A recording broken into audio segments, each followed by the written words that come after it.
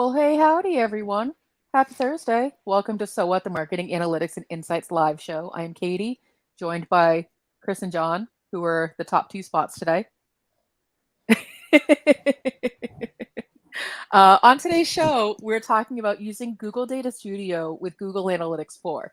So, the past couple of weeks, we've been talking about some of the tips and tricks that you need to know about using Google Analytics 4. And today we wanted to focus on the reporting side of it. Um, a lot of people will be finding themselves in a position where they have existing reports that they need to transition over to Google Analytics 4, and a lot of people will be creating net new reports. And so we wanted to walk through some of that with you today as pretty much a demo of how to, knowing that the dimensions and metrics in Google Analytics 4 and Universal Analytics are not exactly one-to-one. So Chris, where do you want to start today? Well, let's see. Let's take a look at a dashboard maybe and think about like how do we do this process. So here is one of the Trust Insights dashboards that we've got in Google Data Studio. As folks may remember, Data Studio is the preferred reporting method in the Google marketing platform. So Google has made it pretty clear with their design intent. You are supposed to do configuration in Tag Manager. You're supposed to do actual analysis in Google Analytics. And you're supposed to do reporting in Data Studio. And so what we have here is some of our reporting. So, Katie, should we just get started? Yeah, let's just get started. All right. No, you're not supposed to say that.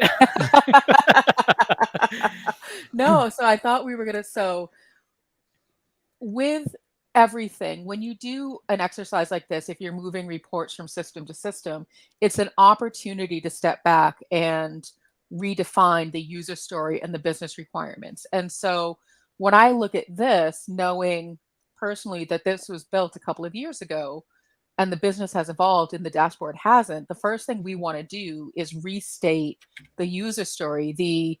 As a person, I want to do a thing so that here's the outcome. And then you can check it against your existing dashboards to say, are these dashboards meeting the needs that I have to get me to the outcome that I'm looking for? Does it answer the question being asked? So that's where you start. Exactly. So there's two things: the user stories and whether your dashboards fulfill that intent, and then the access and the administrative stuff. Who still needs access to this thing? It's just like transitioning a Google Analytics account. By the way, this mind map, we're going to make this a PDF. I'm going to put it in the Analytics for Marketers Slack group. So if you'd like to get this, which has all the links that we're going to be talking about, it'll be over in Analytics for Marketers. So, Katie, this is your dashboard of our KPIs as a company. Now, does this for you still fulfill kind of what we're trying to figure out? It doesn't. Because last December, one of the things that we did internally was that we rearranged our goals in Google Analytics to follow more of our funnel. So the awareness, engagement, and conversion. And this report does not reflect that change. So that's problem number one. And problem number two is, when I look at this and I see that bucket of any thank you, that's too vague because there's too many things that fall into that. So that would be the second thing that I would change, is I would break that out more discreetly. All right. So the first step in the process for doing a migration is this: make a copy of it, please. Do not edit your live dashboard. You will be sorry. You'll be very, very sorry. So I'm going to go ahead and make a copy of this. I feel like that's really good advice for a lot of things. Never edit the live thing, make a copy of it, and then you can always replace it. Exactly. And one of the other things that is super useful with Google Data Studio, relatively new, is under the file menu, go to publishing settings and turn on manual publish. What this does is this is effectively allows you to make changes to a Data Studio report now. But if the report's already in production, the users won't see it, the changes you're making, until you go ahead and publish it. So make sure that you turn that on. That way, even if you don't do this whole like staging versus production environment, this is sort of a ad hoc way of creating a staging environment. That's so smart. Right. It's great they didn't name that sandbox. That would make way too much sense. I mean, draft version. The draft version makes sense because that's the terminology used in Google Docs. Yeah. Okay. Okay, so the next step in the process, after you've cloned it and you made a copy, one of the big things that Google has a tendency to do is to make changes to the data sources themselves. So the first place we go is we go into the resource menu and look at our data sources, right? So these are all of the data sources that are connected to this dashboard. This might be a bit much. So one of the things we would want to do, and we're not going to do it live here because nobody wants to watch us click around this, is go through and figure out, are these all needed, or can we retire and remove some of these, because clearly some of these might be a bit on the hefty side. Yeah, and then it's also, in addition, it's an opportunity to double check your governance. So one of the things that we covered on a different episode with all of these data sources is that we ourselves failed a bit in the proper naming conventions as we were bringing these data sources in. So we've tried to clean some of it up, but we're not clear about who these data sources belong to. Exactly. So this one here, for example, all website data, this is actually somewhat problematic. So I'm going to change this to Trust Insights GA3 account. Mm-hmm. That way, it's clear when we're working with GA3 and GA4, which one is which. Yep. So let's go ahead and hit done on that. The next thing to do, especially with Google Analytics 4, anytime you're editing a dashboard, it's a good practice, is to go into your GA4 property, hit reconnect, and look for any changes in the number of fields, right? You could even hit the refresh fields button. Every now and again, Google adds new stuff, and they don't tell you, and it doesn't update. So you have to go do that yourself in order to make sure that you've got essentially the latest version. Okay. And so I'm assuming that, updating this is not as easy as just switching the data source from GA3 to GA4. Like, I'm guessing that would probably break some things. That would break everything. Oh, good. And this is where things get really challenging. Is we're gonna go through essentially piece by piece and figure out what needs to be changed. So here's I guess the challenging part. All the metrics that we see here from Google Analytics 3, because this is fundamentally a Google Analytics 3 dashboard, do not necessarily have equivalents in GA4. So part of our homework before we begin is to essentially do inventory. What data do we have here? So we have all goal completions, users, new users, returning users, bounce rate, session duration. Our next stop is to figure out, do these GA3 fields have an equivalent? Now, here's the interesting part. If you search for in Google's documentation, comparing metrics, right, to how do you translate Universal Analytics to GA4, you get a moderately helpful guide to how Google looks at some of these data points, how they convert them. One very interesting thing, by the way, in the documentation here, this one here is going to throw people for a huge loop. Universal Analytics counts one conversion per session for each goal, right? So if a user submits the form twice, only one conversion is set. So it's effectively unique conversions. GA4 says, we count every conversion event. If a user submits the same form twice, you have two conversions instead of one, which is a big difference, especially if you have a complex form where people can keep hitting the buttons. They're not sure what's going on. So there are some pretty substantial changes. Here's another fun one. Bounce rate is gone. Right? So if we think back to our dashboard here, our bounce rate, well, that metric's not going to make it. Instead, we're going to have to replace it with engagement rate. Here's the bone I have to pick with Google about this. This is a good introduction, especially for non-technical folks. But if you are building a Data Studio dashboard, by definition, you're pretty much doing software development, right? You may not be writing code, but you're making a piece of software that end users are going to use. When you go to search for what's changed, this is not helpful from a dev perspective.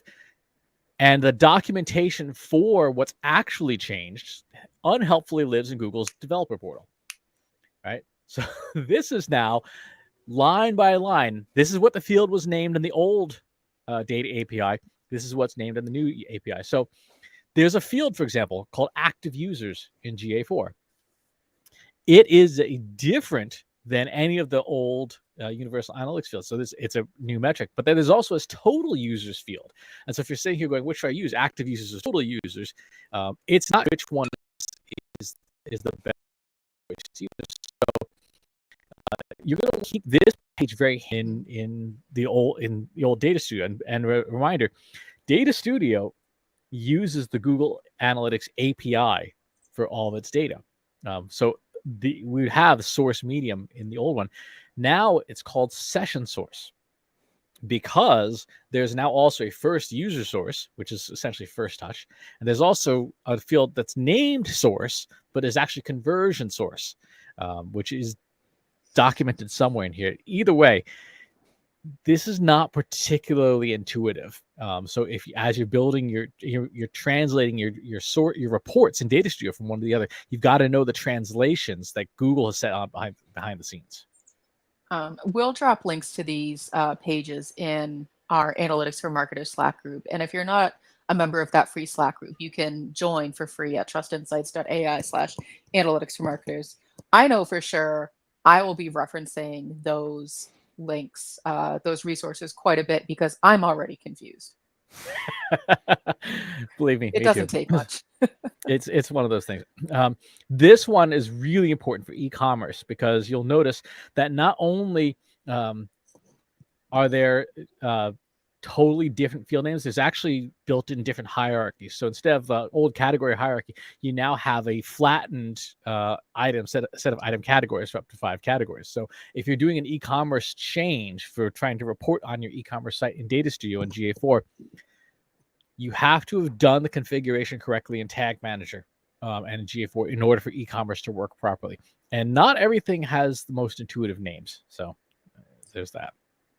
I think I've asked you this question before, Chris, but has Google made any kind of a statement as to why they've made such a radical change to the system and why they've made it essentially more difficult to use? They've not made a statement, but the reason for it is because this is all Firebase. This is actually all Google Firebase. Under the hood, Google Analytics 4 is nothing more than Google Firebase. And so when they migrated the Firebase database and basically called it GA4, they kept all the Firebase stuff under the hood. And so all the field names things are actually a reflection of Firebase's architecture, not Google Analytics. And for those who don't know, what is Google Firebase? Google Firebase is Google's mobile app analytics software. So if you're a mobile app developer, you would use Firebase in your app to tell you, what parts of the screen people are tapping on and how fast your pages are loading and what people are swiping on in your app. And now with GA4, you see that heritage showing up so that when you have a data stream for your website and you have a data stream for your mobile app, you can now sort of see one view of the customer in one place. But it really is just a reskin of Firebase. Got it. Okay. Yeah, and so Okay. I mean, this is like a 20-year upgrade, really, right? It's like mobile first, and finally jettisoning some text back from the days of Gopher. Exactly, and to a blog post you put up recently, John, on the Trust Insights website, it's not an upgrade in the traditional sense. It's not like when you uninstall Microsoft Word 2021 and you install Microsoft Word 2022 and you just go to work. It's a new app. It's a new app. Your data doesn't move over. So the day you install GA4 is day one of your ability to look back and stuff. So certainly one of those things we were cautioning people to make sure you do the transition sooner rather than later. So the next step of what we want to do here is we're going to take this set of metrics here. I'm going to copy and paste them. And then one by one, we're going to change the data source on them, like you said, Katie, from our GA3 to GA4. Right, and so now goal completions, we're going to look for conversions. And so this is so we have now changed, and you'll notice here there's kind of a big difference. Yeah, that if you hadn't just explained to me what the difference was, I would be like, something broke. Exactly. And so if you see this, and you're like, that doesn't look right. One of the first things to do is go into Tag Manager and GA4 and see how did we define our conversions, right? Do you have more conversions or different conversions set up in GA4 than you do in GA3? In this case, I know we do because we've set up some very different conversions in GA4. I want to say that more closely mirror those goals that we talked about back in December. So this is probably actually closer to correct. Next, let's do users.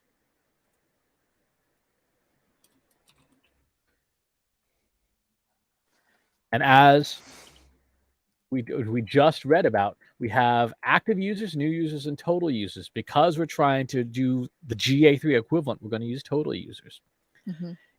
If you have a mobile app, you probably would use active users instead, because active users only triggers when somebody has actually tapped open your mobile app and is actively using it, as opposed to it just being installed and present and sending data back. Whereas we only have a website, so you can't really have the Trust Insights app, a website on your phone, and not be looking at it. It's kind of hard to do. And so remind me now, so we're looking at about 6,000 users difference. And that's because between Universal and GA4, Google has defined these two metrics as different, even though they are meant to be equivalent. Exactly. So you have things total number of users, and they do kind of somewhat explain how those things differ. For example, Universal Analytics uses client ID while GA uses user ID. And there's a lot of other stuff that is questionable in here. So here's one of the gotchas. In GA3, there's a setting you can turn on that says exclude bots and spiders. It's not in GA4. So that 6,000 user difference may very well be that. So basically, this is going to create chaos. Okay, just checking. Sure is. Let's go ahead and do our new users. Just a process question. So you copied all of those individual scorecards over, and now you're changing the data source. Could you basically capture all of them at once and change the data source once, even though you have to go through and update the metrics? Okay, so you could. That's exactly what I was asking. Okay. I'm doing it one by one just so that we can talk them through. Right. I was just more so curious. Yeah.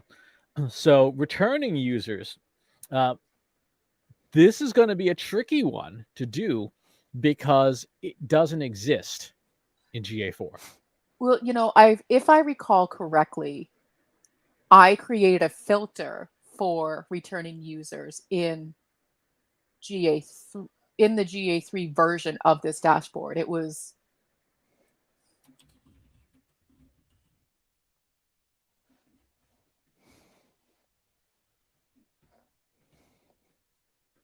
total users minus. Yeah, that's what I did. Right. I think I forgot to do the fielding properly. There we go. So technically it doesn't exist in Data Studio for GA3 either. It was a calculation that I created. Okay. And now we should have our returning users metric. Huh. Wow, these numbers are just all over the place. They really are. Bounce rate, as we know, doesn't exist. Right, that's engagement now. We're going to change that to engagement rate. Right? Which is interesting because it's the inverse.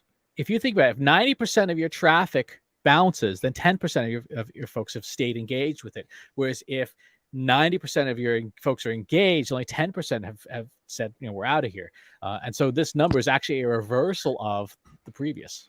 I was going to ask about that because I was looking at before you started making the copy.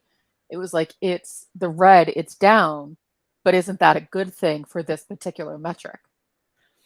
So red is okay for bounce rate. It's bad for engagement rate. Okay, got it. Because you want more engagement, but fewer Less bounces. Right? Oh, Google. Let's do duration here. So we don't have a session duration at all. This is a question of, okay, how do we want to deal with the fact that this simply just does not exist? Well, and this goes back to the user story and rewriting the business requirements. Is that a metric that we're going to make a decision on now moving forward versus when we put this dashboard together 3 or 4 years ago? And so in this particular instance, the answer is yes, because one of the things that we internally are working on is the stickiness of our website. So right now, for those who don't know, like people come to our website, get what they need, and then leave and don't come back a whole lot. And so that's one of the things internally that we're working on as one of our tactics. And so over time, this is a number that I would want to see and see it go up. But how we calculate it in GA4, I have no idea. Right. So one of the things that we would want to do is go to the actual documentation for not Data Studio, not GA4, but go to the documentation for the Data API. Because remember, Data Studio uses the Data API as its source of data, and find, is there anything in the metrics table here that would be close to an equivalent, something that we could use that would fit, tell us, can we tell us how much time is somebody spending on page? And just going through a quick browse through here, screen page per session, not really. User engagement duration looks promising. Total amount of time, seconds, your website, I don't know, is in the foreground of users. So let's see if that is available yet. That has not made it into Data Studio yet. So it's in the Data API, but it has not been included yet in Data Studio. So that one's going to be one we're going to have to park that. Mm-hmm. And we might even want to. Yeah, that's going to be part of the frustration as, users are trying to recreate these reports, that they may be having their full set of requirements in their user stories. The data just may not exist. And for us, because it's the three of us, that's okay. We can get by without it, but that's not true for everybody, especially, a marketing manager whose CMO is saying, but I need to know. Exactly. And so one of the things that you may want to do in the process as you're migrating a dashboard is actually do what we're doing right now, which is a live side by side, so somebody can look at it and go, what the heck is going on? Right? How do you have 21,000 returning users in GA3 and 481 in GA4? Like, how does that even work? How do you have that many more new users and total users just from the exact same tags on the exact same website, having almost double the number of users? How does that work? And that's where, again, a lot of these resources provided by Google, not to marketers, but to developers, will be helpful. Yeah, how can you have more returning users than total users? Well, that's a GA3 one, so we'd have to go back. GA3 one. That's a GA3 one, so we'd have to go back and look and see how was that constructed. It looks like it's actually based on page views. Okay. So there's also a scoping issue there. Mm-hmm. So that we've started doing some of these conversions. Now, here's where things are probably going to get a little bit ugly. Let's go ahead and because that hasn't been looking ugly yet. It's not been bad yet. These are just basic top level metrics. So let's go ahead and clone our goal completions by source here. And let's go. So now, one of the nice things is we're starting to see like all the different conversions that we've got set up. Like no, that's GA3. So I need to switch this to GA4.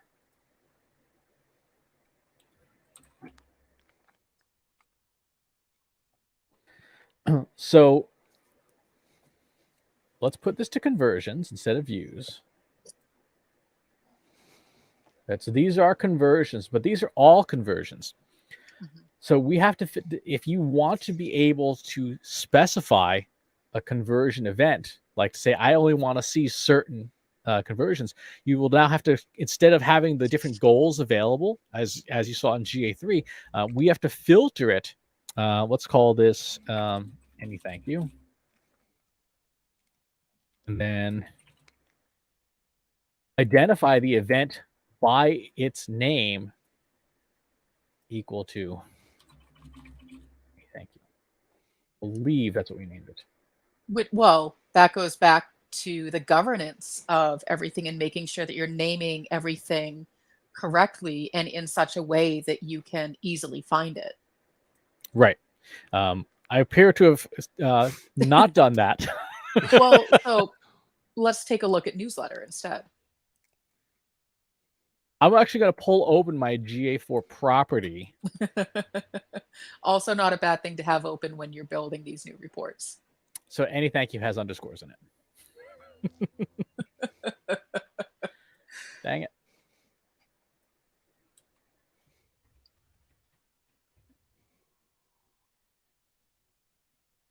That's still not right. Because I filtered on the... Oh, you know what? It's the event. I'll bet you it's the event.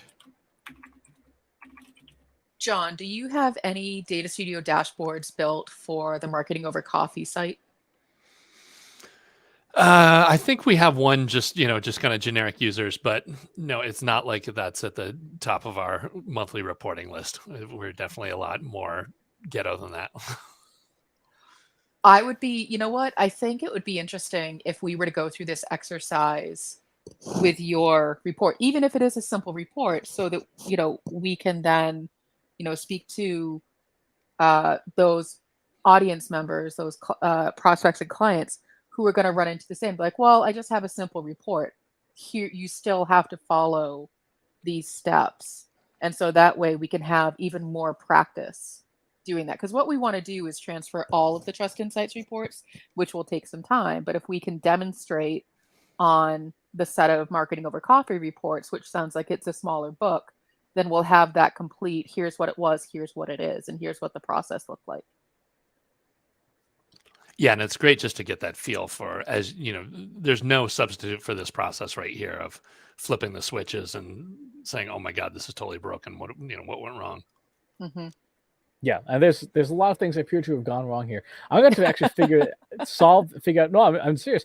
The thing that we're looking at here is, I'm going to just take these out for space, is I can see within the data itself, I've got my sources and mediums and I've got my different events, right? Mm-hmm. But for some reason, I'm not able to execute a filter on that thank you event, even though that's what's properly named. So this is one where it's like, okay, I'm going to spend some time beating on this to figure out why that particular filtration mechanism doesn't work. But this is like I said, a big change from GA3, where each goal was broken out separately. And you could easily say, I want to see goal 3 completions. I want to see goal 5 completions and stuff. Now we're going to have to do it by the conversion, by filtering for each of the individual conversion types that are in GA4. So it's one of those things, like it's more flexible, and it is more, I guess, customizable. But it also has the capacity, as we're seeing right now, to go totally off the rails because if you don't have proper governance, you're going to be sitting there comparing, like, what did I do wrong here? Yeah, it does look like they're case sensitive. That's one thing. I see 2 of them up there. Well, and our reports are not that complicated. And so if you think about, businesses where each goal is tied to a different business line, it has a different set of stakeholders and has very specific definitions, it's going to get that much more complicated, where ours is not that complicated and we have 100% control over every single data input. And John, it looks like you cracked the code. I get the bug stomper of the day. How about that? That Exactly. never happens.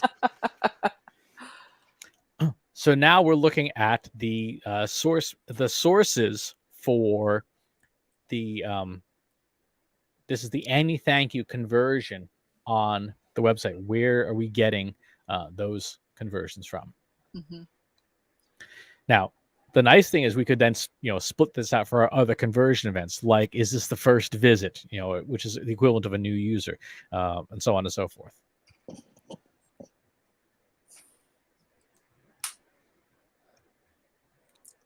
Interesting. We do have a question, Chris. Have you had any issues clustering date charts by year and month? I have had very odd totals that do not match scorecard chart counts. I'm assuming between the two different systems. No, that's actually a Data Studio thing in itself. Data Studio has some funky date handling, and so you'll notice like there's day, date, day, week, and a variety of other date fields in there, and I've run into issues where the totals don't match up. Now, there's two reasons. There's two big reasons for that. One is you're using the wrong variable for date aggregation, which can get you into trouble because it will have essentially the data glued together incorrectly. The other problem depends on your GA3 or GA4 account and how much traffic you have. One of the challenges, let me see if this will trigger on this one. It didn't trigger on this dashboard. One of the challenges with Google Analytics, both the free and the paid version, is the more data you request, the more likely you're going to hit a sampling limit. And the sampling limit essentially is Google statistically sampling your data. And you will then be at a point where you may have two charts measuring the same thing, but in slightly different ways. And you'll get different numbers for what seems like it should be the same thing. We just ran into this with one of our clients. We had a month over month chart of their users, and they had a chart looking at 1 month of their users. And the two had different numbers, and it was off by about 2%. It turns out the month over month chart was sampling data at a rate of 3.5%. The individual month was sampling at 46%. So there's a huge gap between the two in terms of how much data was being returned, which is kind of a pain in the butt. If you had it hosted over on data BigQuery, would that make that go away because you've got all your own data? Yeah, so if you were to put all that into BigQuery and use the BigQuery integration with GA4, and then you're building your reports in Data Studio with your BigQuery data, then yes, you'll avoid the sampling issue. Or the other option is if you really care about it, you can pay the $250,000 or whatever a year for Google Analytics 360. Mm-hmm. Is Google Analytics 360, does it include Google Analytics 4? So it's a separate version. So there's essentially Google Analytics 4 360. My goodness. Yeah. Oh my goodness. Well, I feel like, we can't solve all the problems of Google not having everything, available, everything being a one-to-one. However, one of the things that we can be doing now is auditing all of our reports, going back through the user stories, making sure that we have all the requirements, because again, sort of as we stated at the top of this live stream, our goals and KPIs have changed in the 3 or 4 years ago when we built these reports initially. So it's an opportunity for us to go back through. And so some reports may stay unchanged because we want to keep the same metrics. But, some of these reports, we're going to say, you know what, that metric isn't important anymore, or it's missing the following 3 things in order for us to have the complete story. So this is the time, as Google is adding more things continually, to be doing that documentation so that, come Q3 and Q4, that's when you're rebuilding the report. So use this time now to do all of your user story and documentation of requirements. Yep. And remember, so like I just realized I used the wrong field for source. I used the conversion source instead of session source. So you're going to want to have really, really good QA. As we said, the bottom part of the process is you're going to want to have QA with the user stories and a technical QA. It's again like real software development. Hey, did you use the right fields on this report? And someone else checking your work to say yes, this is the correct field, or this is not the correct field. That step, I guess it was never really optional, but there were so many people who were so well versed in GA3 that you could spot things pretty easily. With not a lot of folks skilled up yet on GA4, you really are going to want to have more than one set of eyes on this stuff. And it goes back to having those detailed business requirements, because let's say, Chris, you built a report and you asked me to QA it. The first thing I'm going to ask you is, what the heck am I looking for? How do I know if something isn't correct? Because as you just stated, not a lot of us are skilled up on GA4 yet. So we are going to be dependent on those business requirements in order to do proper QA. Exactly. And the last thing I would advise is if you go into file report settings, there's an option for to put a Google Analytics account in here. I would strongly advise for anybody who's doing work with Data Studio that you have a Google Analytics account just for Data Studio reports so that you can see which reports are getting viewed. So this workbook here has 19 pages in it. And when you pull up a measurement account, you can see which of these 19 reports gets viewed the most. And over time, I would actually do this sooner rather than later, so that when it comes time to do your migration, if you've got a report that's gotten 0 views for the last 3 months, you probably don't need to migrate that one. You probably say, we're just going to let this one just fade away.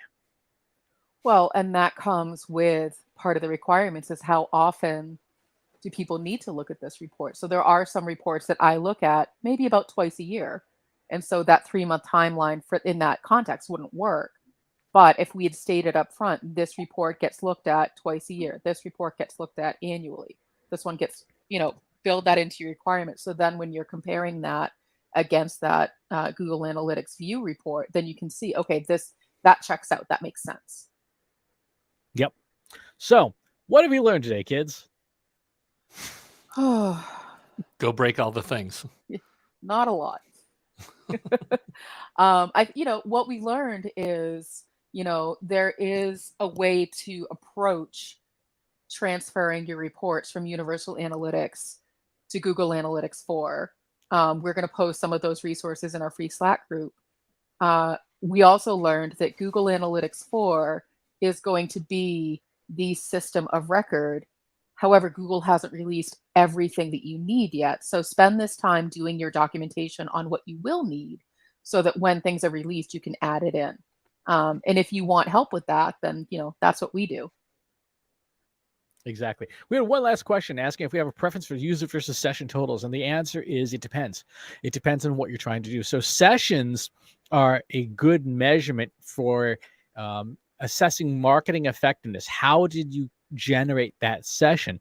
User totals are good for measuring the number of people that did a thing. So if you, for example, are looking to try and compare what's coming through Google Analytics with what shows up in your marketing automation system, your marketing automation system is based probably on contacts, which are people. So you'd use users as the comparable metric in that situation. On the other hand, if you're trying to figure out doing multi-touch attribution, you want to say, okay, what marketing channels are working best?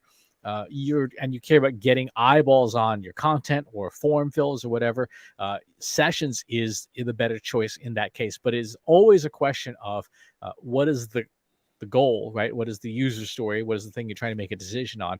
And then what metric maps most closely to that? John, parting words? Do this sooner than later, man. You don't want to be doing this on May 2023. That would be very painful. I would agree with that. All right, folks, we'll see you all next week. Take care. Thanks for watching today. Be sure to subscribe to our show wherever you're watching it. For more resources and to learn more, check out the Trust Insights podcast at trustinsights.ai/TI podcast and a weekly email newsletter at trustinsights.ai/newsletter. Got questions about what you saw in today's episode? Join our free Analytics for Marketers Slack group at trustinsights.ai/analytics for marketers. See you next time.